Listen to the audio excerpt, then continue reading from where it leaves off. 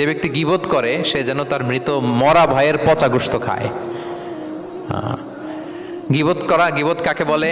রাসূল সাল্লাল্লাহু আলাইহি ওয়াসাল্লাম বলেন গীবত হচ্ছে যিকরুকা আখাকা বিমা ইয়াকরাহু, তোমার ভাইয়ের অনুপস্থিতিতে তোমার ভাই সম্পর্কে এমন কিছু বলা যেটা শুনলে সে অপছন্দ করে, এমন কিছু বলা যেটা শোনা সে পছন্দ করে না। তো এক সাহাবী বলেন, ইয়া রাসূলুল্লাহ আফারাআইতা ইন কানা ফি মা আকুল, হে আল্লাহর রাসূল, আমার ভাইয়ের মধ্যে যদি আসলেই সেই সমস্যাটা থাকে তাইলেও কি গীবত হবে? রাসূল সাল্লাল্লাহু আলাইহি ওয়াসাল্লাম বললেন, আরে তাইলেই তো গীবত হবে।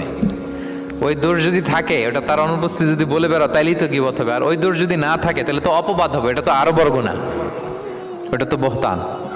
তাহলে এই গীবা ইংরেজিতে বলে ব্যাক বাইটিং, ইংরেজিতে কি বলে? এই ব্যাক বাইটিং, চগলখড়ি বা পরনিন্দা আরবিতে বলে গীবাত। এই গীবত আমরা করব না।